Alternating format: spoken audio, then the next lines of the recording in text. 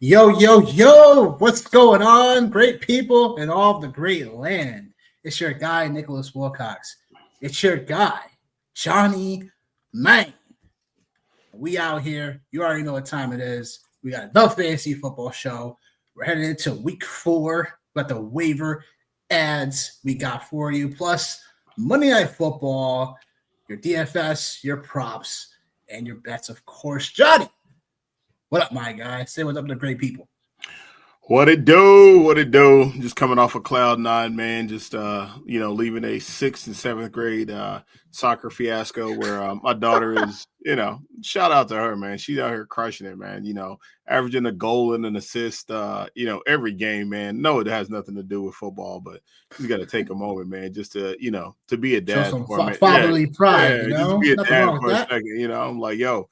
They might cut you. She's like, oh, you mean they're going to cut me? Let's go, bro. Let's do this. And she's been out there just crushing it, ever since, man. So, yeah, so feeling good. It's a good night to win some money. Good night to be profitable. I did win some money, last night after I took the Chiefs and the 6 points last night in that Sunday night game. So feeling good, ended Sunday with a win. So I'm feeling good. So we'll roll it over into Monday and we'll keep winning. So glad for everybody tuning in and, ready to talk about some waiver ads and, some DFS and some props. But I know before we do that, we got to talk about the bloodbath that was week 3. The injuries coming out of week 3 is the unfortunate side of things that we'll have to talk about right now. It's unfortunate. As everyone's heard, CeeDee Lamb, we'll start with him, right? 3 to 4 weeks with a high ankle sprain now. That is really unfortunate because of just how it happened, right? We're using CeeDee Lamb as a running back now. Come on, yeah. Brian Schottenheimer. What are you doing? What are you doing, bro? You're using your elite, world-class wide receiver. Getting his best player the ball, man. Nah, man. You got to do it in a smarter way. Like, come on. An end around, screen. Come on. Like, don't give him an actual running back carry like that. Like, not to say CeeDee Lamb ain't built for it. I'm just saying, anyhow, there were apparently no regrets about that, when things came about. But it's still come on, man. So yeah, CeeDee Lamb potentially going to miss, they say at least the first 2 weeks that Ed reporter was talking about CeeDee Lamb 3 to 4 weeks, but he was talking about he's definitely going to miss at least the next 2 games, and he won't go on the IR. So that's a good news. So there's that with CeeDee Lamb, and we'll talk about that in a little while, how that kind of impacts things in terms of how Cowboys move forward. But yeah, it's really unfortunate that CeeDee Lamb's now out for 3 to 4 weeks. Side note, I gave John an offer for CeeDee Lamb coming into this week. And it was A.J. Brown and Jordan Mason for CeeDee Lamb. And he didn't even budge. He didn't want any parts of it. He didn't want any parts of that trade. Nope. So no regrets about that trade, Johnny? Nope. I got enough A.J. Brown to go around. And I think you also failed to leave out a very important detail about this trade. You have an 0-4 roster to my 1-3, and I need a Monday Night Miracle tonight from David Montgomery, and I think I need 20 points. If tonight ends and Montgomery doesn't get his 20, then maybe I might feel a little bit different about this trade. But as of right now, I think, as I always tell people, I'm stubborn. I'm an old man. I believe in what I do. I believe in my process, and we'll see how it goes, man. And not to mention, just sidebar in that league, everybody and their mom is hurt on that roster for me, just for the record. So, but you also caught me in a grumpy old man mood. To be fair, as well. I gave you a fair offer, though. You gave me a fair offer, but you caught me in a. I texted you everything. You caught me in a grumpy. No, I know you did. I was so grumpy. Somebody sent me a trade. Me, though. No, it was just grumpy. I told you, if you want to really get on my nerves, send me a stupid trade. And somebody in that same exact league sent me a stupid trade, Hollywood Brown for Mike Evans. And I was like, okay. I was like, you know what? I'm tired. I'm grumpy. It's been a long week. You know what? I got something for you. So how about Hollywood Brown and Mike Evans how about Mike Evans and I don't even know what else it was for Rome Odunze? And I get back, I'm trying to understand your math. I'm trying to understand your math. If you're going to send me a stupid trade, I'm going to send you what stupid trade right back. So, and then you see like a reasonable trade in the middle of all of that when my patience is absolutely gone. So, maybe it's just me being an old grumpy man. Who knows? But whatever. Rob's asking about how's the Fans Classic League, the ESPN one for your representative for us. Actually, that's actually going really good, man. I'm actually getting ready to get my second win. I'm getting ready to be 2-1 in that league. Omarion Hampton popped off for me yesterday. Hell yeah, he did. Yeah. And along with, ironically enough, AJ Brown. Oh, let me do the Birdman, huh? Yeah, AJ Brown popped off for me as well. So between those two guys, that really helped out quite a bit for me. And I'm pretty sure the guy I was playing, I think he might have had CD Lamb, I think, too. So I'm getting ready to be 2-1 in that league, feeling good. I'm not going to talk about it too much because the moment I talk about something too much, I'm such a good trash talker that the big man upstairs will even things out. So that's why I don't talk a lot of trash. It's because I'm just too good at it. So right now, hopefully, I am going to finish this week 2-1. So appreciate you asking, Rob. And then for the qualifier for myself, I'll be 3-0 in that league. For Fans Classic. And, I think the best thing going for me in that roster really is, I think what goes underrated sometimes is I believe I have like three decent tight ends in this format. So you have Warren, Hawkinson, the Dallas Goedert, and then I picked up Zach Ertz for some reason. Like in this format where you got to start 3 flexes, like, yeah, it's you're gonna be weak somewhere, but at least like all those tight ends I could literally just flex and play as I go. By any means necessary. Literally, I don't care how ugly it is, but it's like all right. But yeah, look, shout out to Hampton for sure because he's gonna get busy. And now I get a report. Underdog is reporting that Jerry Jones is saying that Lamb could potentially go on IR. Potentially. Oh, Lord, man. More news, injury news. James Conner. Your boy, James Conner. Yep. It was only a matter of time, folks. Oh, here we go. It was only a matter of time. Here he goes. He's predicting injuries now. Nostradamus. Go ahead. He's predicting injuries out here. I never predicted it. I'm just saying. You just said it was a matter of time. What other context is that? What other context is that? There's no other context, and I knew that was coming. Had our bags packed for Trey Benson to come in to finally do work. And now, because I don't have as much of it across the board this year, James Conner now wants to come get injured. That figures. Yeah. But not predicted injuries. I was just saying, I predicted last year. It just didn't happen. So, unfortunately, James Conner, I'm not rooting for injuries. But on a serious note, shout out to James Conner. Hopefully he gets healthy real soon. I hate rooting for injuries. So James Conner, unfortunately, going to be on the IR. His season's done. And that same vein, Najee Harris, your boy from the Steelers, formerly. 2x Steelers, man. 2x Steelers running backs, man. The last two running backs. Achilles injury. You saw the video. It's just like, it didn't pop like, how you saw Watson or anything, but it was like, man, you saw it. Yeah. Mike Evans, we don't know the parameters around him just yet. But it sounds like it's, a mild hamstring strain, but there's video surfacing on kind of how he was going towards the locker room, and he just looked really upset. So I don't know what that exactly means. I know Mike Evans did miss, I think he missed 4 to 6 games last year as well. He missed something in the realm of that. Yeah, he missed a handful. Yeah. So it wouldn't be the end of the world per se, but there's a few guys that we'll keep our eyes peeled on and we'll talk about. And then Terry McLaurin, he was questionable to come back to the game, but they really didn't need him because it was kind of they were out routing the Raiders in good old whipping fashion. So with Marcus Mariota at quarterback, so he didn't return, but we'll see. I mean, look, I didn't call this to happen. But it was more like McLaurin, you had to wonder, because usually when guys miss camp, they miss a good amount of snaps, they are potentially going to have an injury of some sorts. This just reminded me of Brandon Ayuk, so hopefully it's not as bad. Because I actually like Terry McLaurin.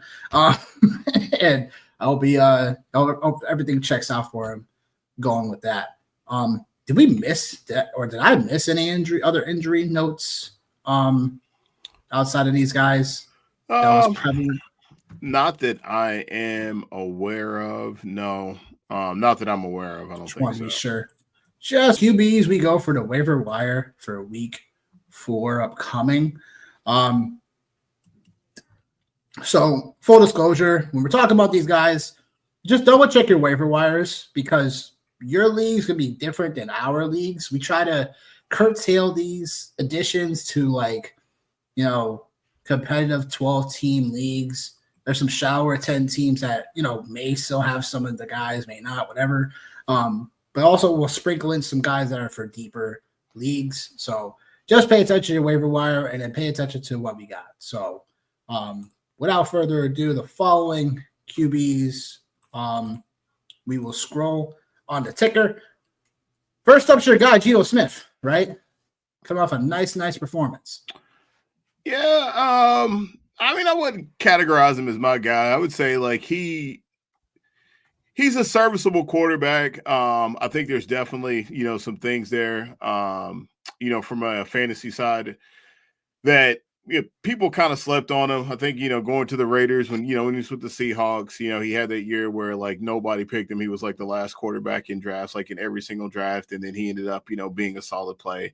I think this year, people kind of looked at him in the same vein. He wasn't the last quarterback taken, but he was definitely in that realm of the Cam Wards, the Daniel Joneses, that space as far as quarterbacks. But the fun fact about Geno Smith is, and one of the other quarterbacks we'll talk about right now, number one, Geno Smith is number 2 in the NFL in passing yards right now, just exactly the way we mapped it out in August, for sure. And then right now he has more top 12 finishes right now than Jaden Daniels, Kyler Murray, and Dak Prescott. So those 3 quarterbacks that I'd mentioned specifically, Jaden Daniels and Kyler Murray, those are quarterbacks, more so Jaden Daniels and Kyler Murray. I think Kyler Murray kind of slid in most drafts towards the 11, 12, 13 QB. But we're in a space where Geno Smith has more QB1 finishes than those guys. I think that's just where we're at, man. And that's the season in a nutshell. And, I say it every week, man. Who do they play next? They play the Chicago Bears next. So that could be a game where there could be some points scored. So something just to kind of be putting in the back of your mind as far as from a DFS perspective, as far as, week 4 goes. So yeah, Geno Smith, man, again, just like we drew it out, QB 16, I believe so far on the year. So not quite a QB1, but if you're streaming or if you have somebody that, hasn't been producing in that QB1 space, I just gave you a couple names. Geno Smith's not a bad option for sure. If you're in a 14-team league, again, that's okay. Obviously, if you're in a super flex league, that's a solid play. He's probably not available. No, and Geno's a solid spot. He's currently QB3 on the week, and a nice bounce back because everyone talked crap about the Raiders. So from Geno Smith's perspective, it's a great bounce back for him as well. And yeah, definitely, the word I would use for Geno, serviceable, especially for 2 QB leagues, super flex leagues. What I got was Matthew Stafford, and I know it's a little bit the back injury woes, whatever. But again, another guy that's serviceable if you need to start in a pinch, with all these QBs getting hurt. Hopefully Jaden Daniels for most people is coming back this week. Upcoming, there's a good amount of talk that he is. But then there's also, hey, if you started Jake Browning this week, good Lord, thinking that was going to be something. Our guy Carson Wentz here in this list is here as well, so he's serviceable. And Sam Darnold's here as well. But I think Stafford, because he has some elite weapons around him, they get Indianapolis this upcoming week 4. So this should be a nice spot still to stream. They'll be at home. Indianapolis more middle of the pack still right now. But when they face a competent, quarterback, Bo Nix, he scored 21 fantasy points on them in the matchup a couple weeks back. So I like Stafford in this spot. You could definitely stream him if you need a serviceable quarterback.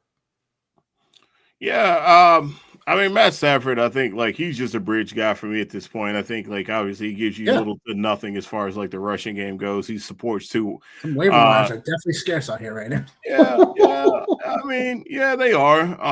They are like in the quarterback spot. But like nothing like I mean, like the injuries happened at quarterback really, last week. So really there's no residual impact this week as far as like any injuries. There weren't any quarterbacks that went down this week.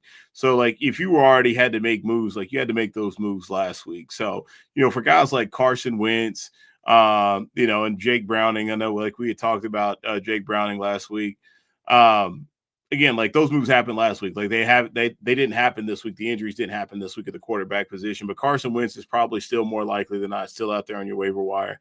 Sam Darnold is probably still out there as well in most leagues. Like all the names that are on this list here, more likely than not, are still available, floating around like on your league. And like I said, a lot of these players have had more productive QB1 weeks than some of your favorite quarterbacks that have name brands. So I said it last week, and we have officially entered the realm of, it doesn't matter where you drafted the guys at now at this point. Like we're going into week 4, which is almost a quarter of the fantasy season being over. I think a guy like Carson Wentz is a little bit different because we don't really know what that looks like. We don't know if it's J.J. McCarthy. After this, we don't know, but we do know Sam Darnold is the guy in Seattle, obviously. We do know Matthew Stafford is the guy in Los Angeles. And we do know that Geno Smith is the guy in Las Vegas. So those are really more long-term options. I think with Carson Wentz is more of a short-term play.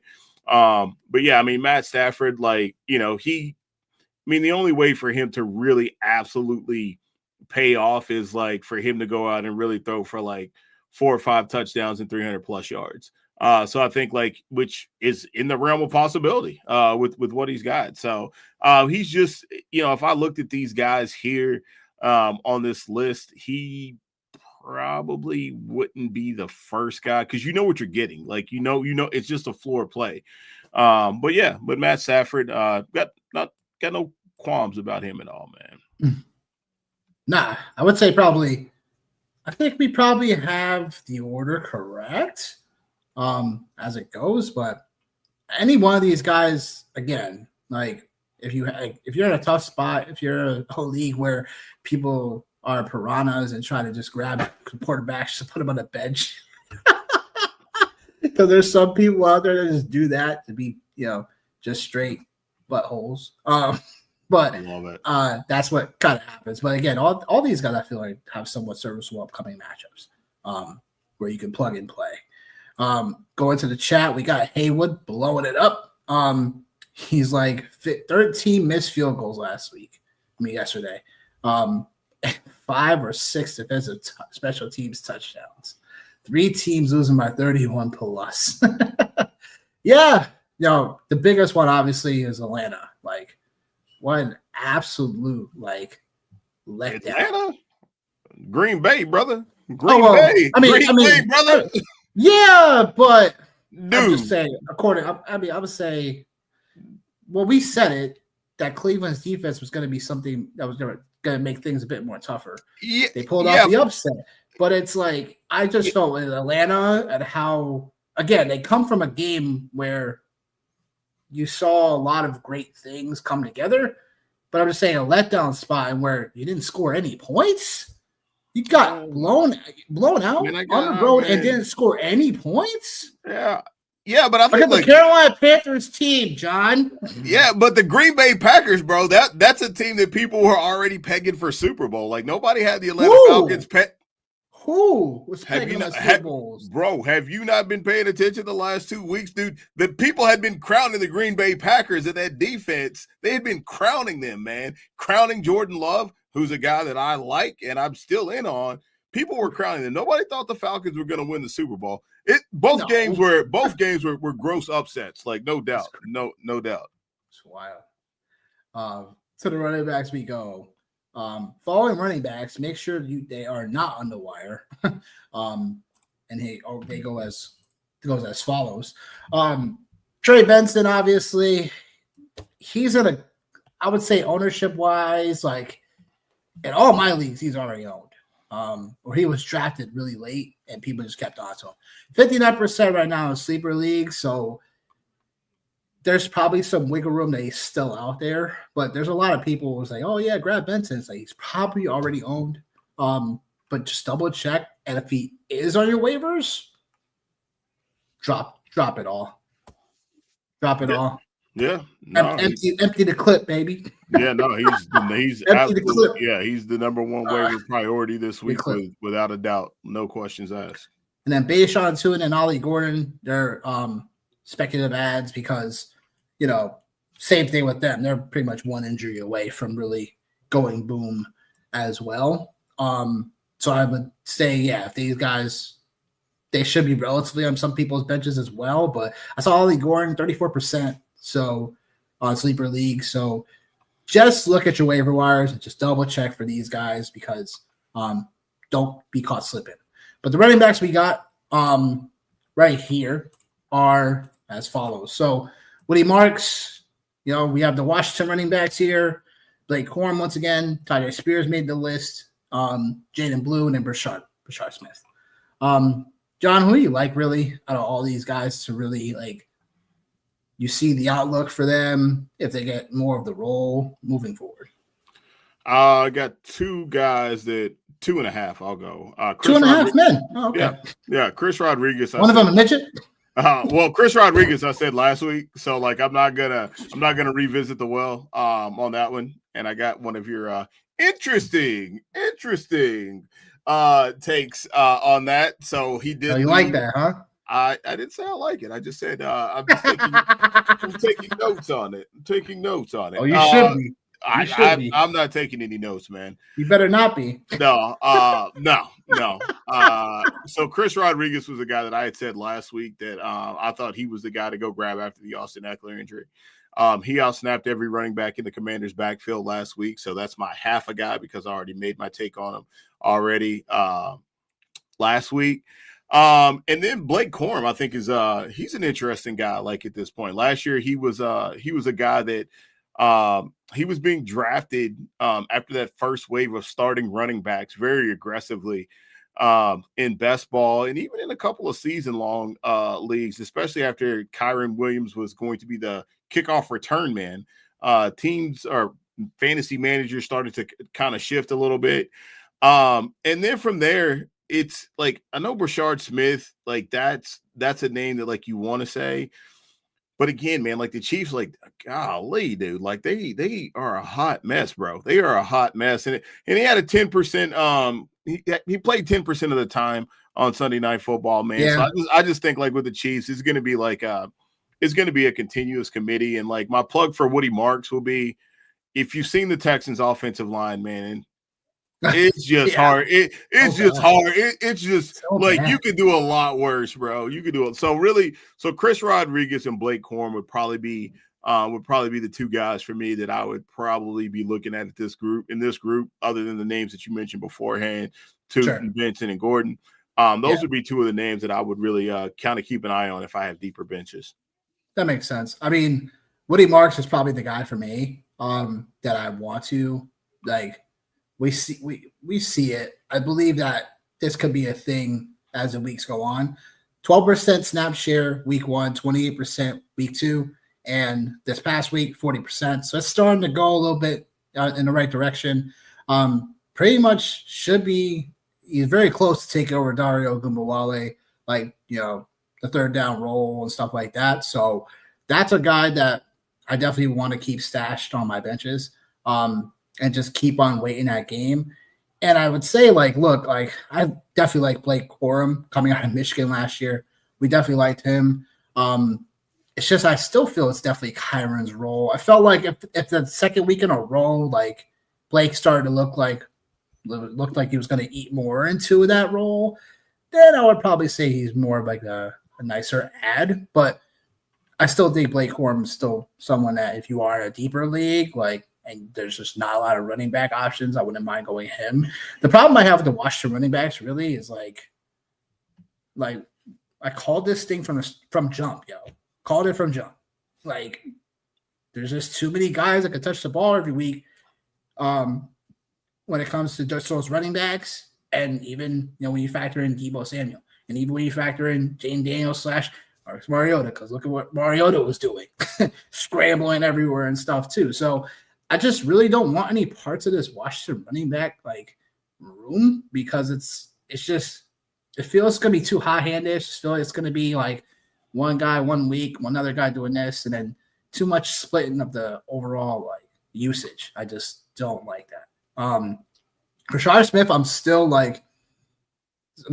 holding out some hope. Hopefully in the next couple of weeks, he starts getting a bit more, eating more into that, getting more, into this offense, and we just see something like him just gets it going. Because again, like you said, the Chiefs are somewhat a hot mess. Until they get Rashee Rice back, it's and Xavier Worthy. Really... They need both of those guys back. It's not just Rashee Rice. That offense has got to have both of those guys, because otherwise, in that if they don't have those guys there, both of those guys at the same time, this Kansas City Chiefs offense looks like an average NFL offense. Is really all it shakes down to, man. Totally, I hear that too. To the receivers we go. Because I want to keep on talking about the Chiefs for a moment. We got Hollywood Brown here, and we have Tyquan Thornton here. Tyquan Thornton, talk about a guy you should have been drafting last round in your best ball drafts. Tyquan Thornton, back-to-back weeks with at least double-digit fantasy points. He was, as it stands right now, the wide receiver 14 in full-point PPR.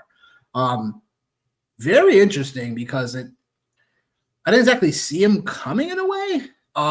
But look, the snap percentage, 72% week 1, 75 week 2, 76 this past week.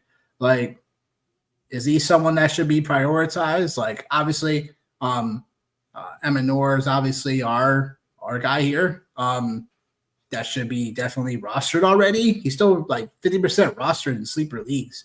But then there's other guys here. But who are your two guys that really fit the bill? So I'm gonna make my disclaimers. Alec Amenor, been talking about him for a while, so I'm not gonna spend a lot of time on him. Nope. He should be rostered already. Yeah, he should be rostered already. If he's not, please. What are you doing? What are you doing? I'm gonna step away from 2, and I'm gonna go into 3. And Sterling Shepard is the first guy I'm gonna go with because of Mike Evans' injury. He's already getting almost 60% of snaps already. So obviously with the Mike Evans injury, that just means he's going to be on the field a little bit more. So it's either him, and I don't want to jump into different segments or other players, but it's either him or it's either K-Dot. It's got to be one of those two guys, depending on the amount of time that Mike Evans are out. Or who knows, man, even Rachaad White maybe can give you something in the passing game. So I think the Bucs have a the Bucs have a plethora of options. When you're looking at it right now, Sterling Shepard, he's pretty much been a wide receiver 4. I think it was wide receiver 50 right now, year to date. So this moves him up into a wide receiver 3 range for however long, potentially for however long Mike Evans is off the field. So I think that's a place that I definitely want to look as well, is Sterling Shepard. And then Kevontae Turpin is a guy that I think is very interesting to me. He's very interesting because he's very explosive. And then obviously with the CD Lamb injury, Jake Ferguson, believe it or not, is actually the tight end 1 right now, year to date. Ironically enough, Okay. Yeah, I definitely, got a ton of him. No victory laps just yet, but no, I got a ton of him as well. But he's doing it all without scoring touchdowns. I think I'd seen something. He hadn't scored a touchdown since 2022. It's a crazy stat. That's crazy. But the guy, really? Yeah, wow. It's wild. The guy for me amongst this group is Trey Tucker. I can't even believe that I'm actually saying that out loud. But he had moments last year where you could see he looked explosive. Yes. But dude, the guy's had he's played 91% of snaps already to start the year for the Vegas Raiders. And then he's already had 2 weeks as a top 24 wide receiver, and he's in the top 30 in the NFL in targets and ranks 8th overall as far as wide receivers and snaps goes. he's playing people. Like he's playing. Like he is playing. And I know it feels weird because you obviously have Jacoby Myers and Brock Bowers. Like you have all of these other players, Ashton Genty, right? But Trey Tucker, it looks like through 3 weeks, he might be somebody. I'm not going to say might. I'm going to stand on mine. He's somebody that needs to be on your roster, like at this point, especially, if you have a CD Lamb or a Mike Evans or a Jawan Jennings, right? Like that's somebody that you can absolutely slide into that position for sure. And then another guy, Parker Washington, 11 targets last week, or I say last week, this week, week 3. That offensive game plan for the Jaguars, I don't know what the hell it is right now. It's not popping. They're winning games, but Parker Washington, all of a sudden, like, why not? Like, if you're in deeper leagues, like, you can absolutely throw a dart at him for sure. And I know we talked a little bit. This is the last guy, and I'll give you the rest of them, man. We talked about Torrey Horton. Torrey Horton, man, the only problem with him is he's just not playing enough, man. Like, he's just not on the field enough for me. 46% playing time. He's got a 10% target share. He's doing a lot. He's giving us a lot of production with a little bit of work. And I find it very difficult to believe that he's going to be able to supplant Cooper Kupp just based off of what they paid him and just name and all that other, happy whatever. So like he's somebody obviously like you want to have rostered. You want to keep an eye on for sure in deeper leagues. But I just think like he's just not playing enough right now for me to give him consideration. Yeah, I mean, he had a nice week, man. And what it was on special teams. That's where it was. And then he played against the Steelers, which it seems like at this point, any and everybody is scoring against the Steelers. I want to keep like the punchline to myself, but it's really funny inside of my head right now. I just can't say it out loud. So yeah, man, that's what I got for the wide receivers that are out here, man. Okay. Yeah. I mean, look, obviously that's a no-brainer to be still out there. Torrey Horton, I have a few spots. And it's like not a bet on Cooper Kupp. It's more about just like I think he have his own standalone role. He's already started to somewhat showcase that. He just needs a little bit more volume. But I guess the guys I would be interested to see if they're still out there. I'd be interested to see if Christian Kirk is still out there. Just because of the situation that we just talked about, right? It's been a couple of weeks and we haven't seen Jaden Higgins be able to take more of this lion's share role yet as the wide receiver 2 that I know some people were hoping for. So Christian Kirk's kind of slots in. He immediately comes in, week 3. And he's only behind Nico Collins in routes run, targets, and overall snap share. So I hope Christian Kirk's still out there for some people and you just pick him up and just you find he could be definitely a plug and play guy. Like he's a couple of years removed from really being a really top end wide receiver. So hopefully some of that is still there. You talk about Turpin. He was someone I'm going to talk about, but honestly, like it's one of those situations where I kind of want to see it first in a way before, because GP obviously gets a big bump, right? Without Lamb for the next couple of weeks. Jake Ferguson, same thing in this Dallas offense. So yeah, I mean, a couple ways I can still go. And then Darnell Mooney to me is someone that he had 11 targets this past week. I know Atlanta's offense doesn't look very appetizing, but Darnell Mooney is still a great talent. And he would be the wide receiver 2 here. In the Atlanta offense that we still believe in. We still believe in Bijan Robinson. We still believe in Drake London. So we still believe in those guys. So I would say Mooney would be someone I would still like to, add to my rosters. And like you said with Trey Tucker, like took him a few shares of him late in best ball as well in the hopes, because there was a good amount of camp talk about him and Geno really having a nice connection. So the 3 touchdowns were a surprise, but it was like not as like a wow surprise. Like some people like, oh my gosh, Trey Tucker, what? It's like they did have that connection already. It's just one of those things that you had to kind of see it to believe it in a way. We got a question. Sam, your people. What's up, fellas? I have an interesting question this week. I'm in a Reaper league, and I am the Reaper. I got my first win this week, and now I get to choose a player to take from the losing team. Congratulations. Josh Jacobs or Javonte Williams. I'm in the win now mode, and Jacobs has a bye shortly. I would be interested to see what the rest of the roster looks like, but it's Josh Jacobs easily. You're taking him. It's a no-brainer. I know Javonte Williams will have more of a stepped-up role now without CeeDee Lamb. They may run the ball a bit more with Javonte Williams, but Dallas is somewhat still a murky-ish situation until I really see Javonte Williams really take a stranglehold of that backfield. So it's Josh Jacobs all day. He was highly targeted this past week out the backfield as well. So you're just taking Josh Jacobs. This is a no-brainer. Yeah, it's Josh Jacobs for sure, but I'm not going to let you just completely take a dump on Javonte because Javonte right now is RB6 year to date. He's actually ranked higher than Josh Jacobs. I do like Josh Jacobs because Josh Jacobs is actually playing the Dallas Cowboys this week. So that would be the reason why. And I'm a big proponent and big believer, Bernie, of don't get too ahead of yourself, man, about looking at as far as buys and things. I think this is a great spot for Josh Jacobs this upcoming week. Obviously they're coming off a loss, right? And this is a great opportunity for them to reestablish the run with Josh Jacobs this week. So hey, man, go get Josh Jacobs, go get the dub this week, man. And from my understanding of this, and excuse my ignorance of Reaper leagues, I'm in a guillotine league, so I'm assuming it's some similarities to it. But my assumption would be if you are the highest scoring person, that means you get to take players off of other people's teams. Go take Josh Jacobs, man. Go take Josh Jacobs and, hey, man, potentially have the guy that could help you be the highest scorer of that week, and then go take some more players, man. So this is easy money for me, man. You could get Josh Jacobs this week. He helps you win this week, and then you, after the win, you grab whoever, let's say that team you beat had Jahmyr Gibbs on it. It's like, okay, no problem.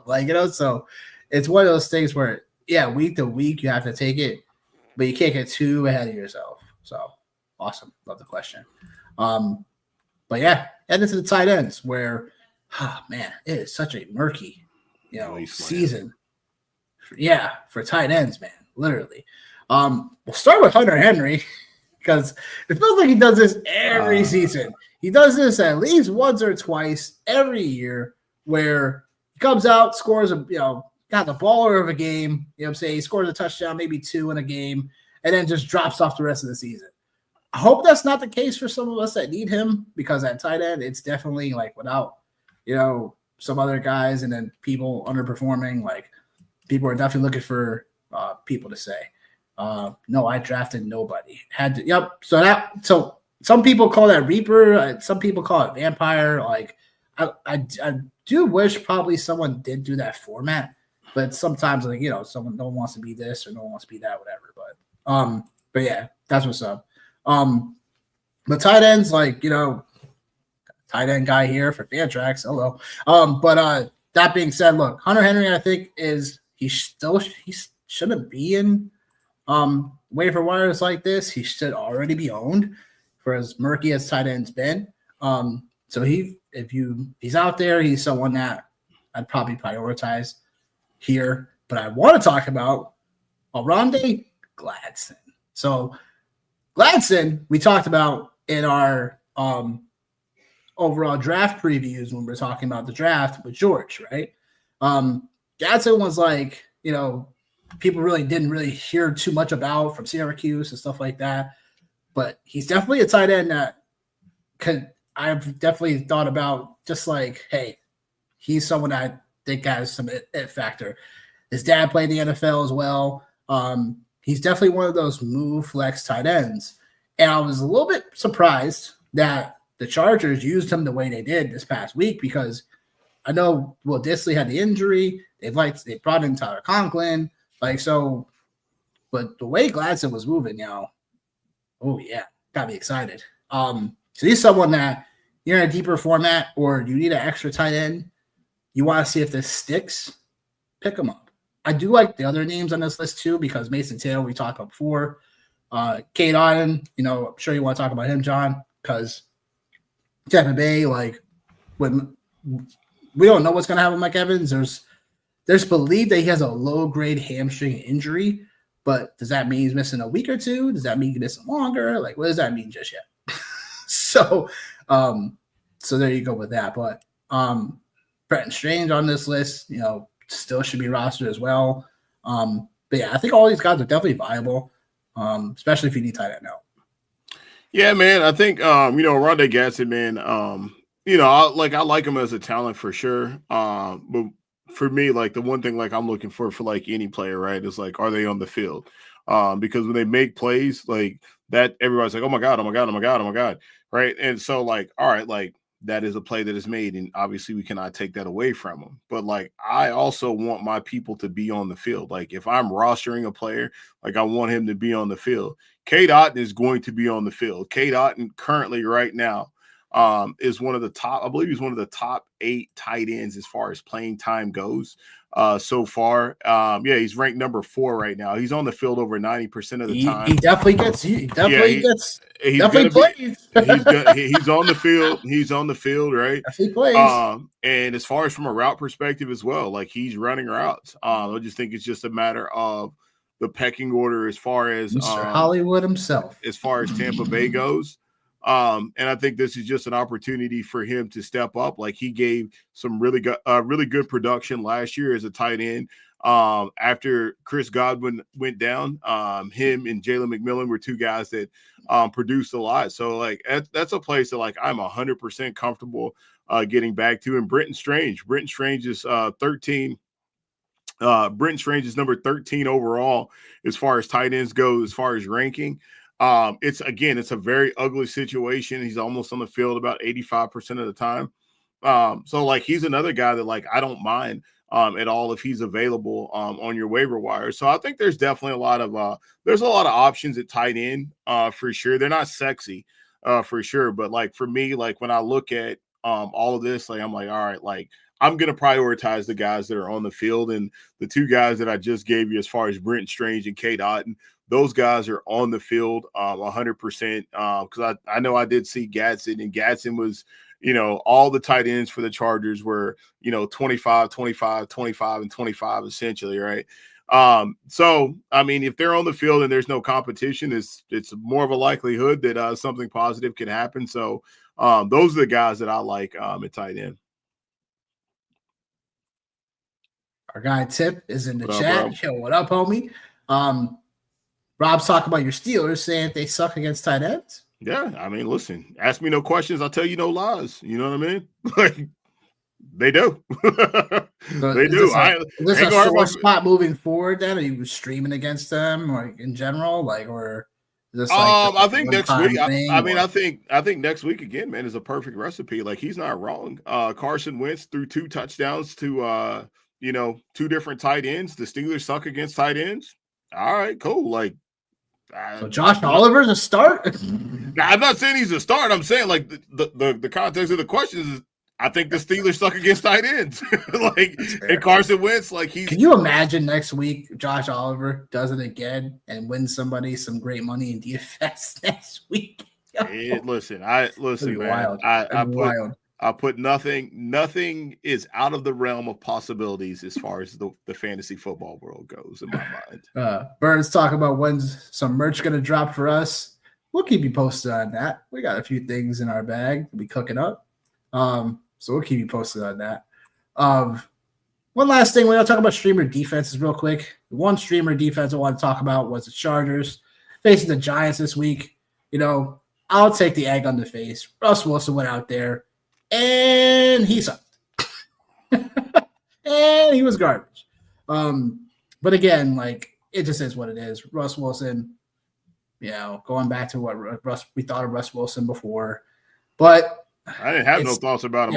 All my thoughts left last year. I got no thoughts about Russ Wilson. That's fair. Good luck out there in the real world, kid. But anyhow, Russ Wilson didn't perform well in general. And, really, I don't know what the game plan was really, or was it just the Kansas City defense just completely neutralizing Malik Neighbors? But they did force feed Malik Neighbors the ball a ton, and it was weird. But the Chargers, their defense has been on point. Literally, just when you watch the tape on them, they just fly to the ball. Henley, their linebacker, just goes out there and flies on people. It's crazy. He's just I feel like he's somewhat a better version of Khalil Mack in a way. at this stage of his career.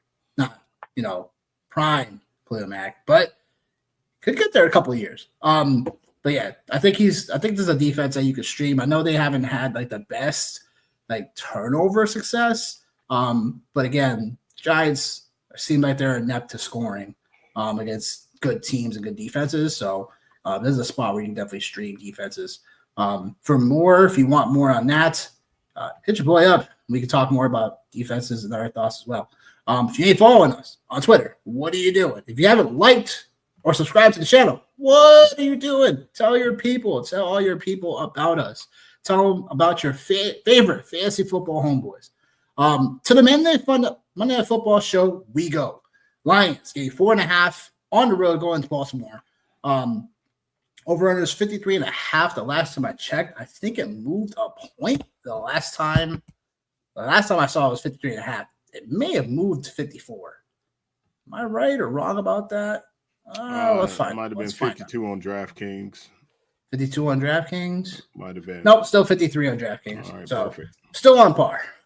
Lions a plus 200. Money line favorite. The Ravens a minus 245. This showdown is going to be interesting. I would say, man, the Ravens. Excuse me. This is a tough one, right? Because both of these teams, they're both likable. They're both they're not. No, they're not. They're both not likable. No, they're not. Yeah, that was like get them. No, they're not likable. No, one team is likable. The other team, nobody likes. That was again. Don't worry, I tried. Don't worry, I'll get you one time. But Lions Ravens, who you got in line? I got the Ravens, man. I think just the Lions are a different football team, like at home. That's the lazy answer, right? It's just the Lions are not at home. That's the lazy answer. The real answer is because I think for the Baltimore Ravens and their identity and who they want to be, especially Derrick Henry, again, coming off of playing the Cleveland Browns, right? Getting jammed up. I think there's no doubt about what happens tonight. As far as Derrick Henry and what the game plan is going to be. Like, I think we all know, man, like a lot of people, we're all grown ups here, right? And as far as watching football, typically what you want to do with an explosive offense like the Detroit Lions is, hey, man, you want to keep them on the sideline. And the best way to do that is give the rock to Derrick Henry, have that defense trying to chase around Lamar Jackson. And 2 years ago, I think it was 2023, again, rosters are different, coachings is different, right? There was a big game. There was a big game between these two, and it was in Baltimore, and Baltimore absolutely dominated them for sure. And I think I like the Lions playmakers at wide receivers. Like, I definitely like that a lot more than the Ravens pass catchers. But then, man, just like I said, like the Ravens, man, and like what they do defensively. Again, like I don't want to, fanboy here and be glazing the Ravens, right? But I do have respect for the product that they put out there. No. Listen, hey, man, again, I'll say it again. Ask me no questions. I'll tell you no lies. I feel like the Ravens, right? Like there's a lot going for them in this space coming off of a loss. Right. Like, and they have the last time they were on prime time against the Bills, they let one get away. The Lions, obviously, hey, man, the Packers, did what they did to them, for sure. And then they whooped up on the Bears. And I think it's safe to say the one thing about the Bears is I think they leave a lot to be desired on the defensive side of the ball. So yeah, man. So the Ravens, I think this is just a really good spot. And for as much as I don't like Lamar Jackson as a Pittsburgh Steeler fan, man, good luck trying to contain that guy. Good luck trying to stop him. Good luck. You know what I mean? And I think like the one thing like I do enjoy about Lamar in some respect is just the type of teammate he is to everybody that's on his roster, right? Like you just heard like what he had to say about Derrick Henry and the fumble in that game, and that wasn't a thing. So I honestly, I'm looking at this game here, and I'm thinking two things. We have Mark Andrews and we have Sam Laporta. We have two tight ends who have really underwhelmed, essentially I won't say for the last 2 years, but Sam Laporta underwhelmed for where we drafted him at last year. Mark Andrews, I don't want to say he underwhelmed because he did okay, but like he was very touchdown dependent. I'm looking to see like which one of these tight ends is going to take a step forward, and is going to be a guy that like we feel very comfortable playing moving forward. But there's definitely like a lot of really good things here. Like the Ravens red zone defense is number 11 in the NFL. Their rushing red zone defense is number 11 in the NFL. So might be tough sledding for Jahmyr Gibbs tonight for sure. And then actually, as far as the passing game, as crazy as this sounds, the Ravens actually have a better passing game than the Detroit Lions do. So a couple things that I did. I took Rashad Bateman as my king of the end zone play on DraftKings for the longest touchdown of the night. Just because I think the Lions, obviously, all the things I've been talking about, this rushing offense. What do you want to do? You want to slow him down, right? And Rashad Bateman is one of those guys that, he's a secondary option. He's a secondary piece, and he can get behind the defense and make a big play. So I'm hoping Rashad Bateman gets behind the defense tonight, catches the longest touchdown, and gets me a nice share of, I think it's $2 million on DraftKings is what I'm hoping. So that is one actual real-life thing that I'm rooting for in that space. But the Lions, though, too, man, like offensively – their passing game, yeah, bro, like, and they've done a really good job against stacked boxes, and Baltimore does a lot of different things defensively.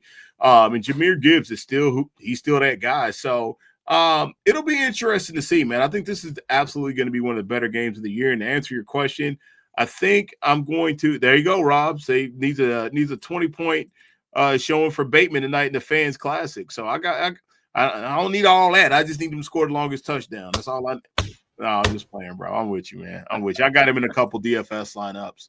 But I'm taking the Ravens straight up, man.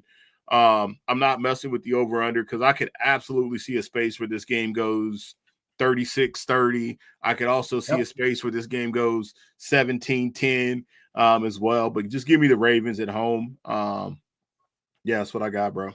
Oh, yeah. Okay. Okay. Ravens says Lamar Jackson as the quarterback against NFC teams, 24-2 record. Fair enough. So I'm taking the Ravens. I'm gonna take the points. I like Detroit. I love their offense too. I just think when you don't see Lamar Jackson as often as some of these AFC teams do, they just sometimes they don't have the personnel. I just wonder how they're going to. And I've talked about this since Derrick Henry signed with the Ravens. Like, you got to cover so many angles from a defensive side of things.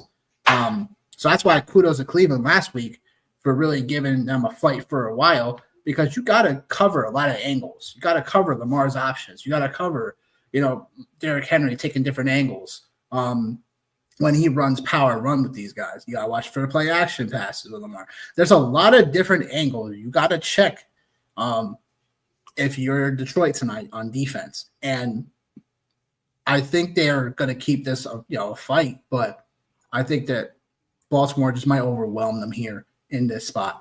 Lamar Jackson for me is someone that is like top tier, literally.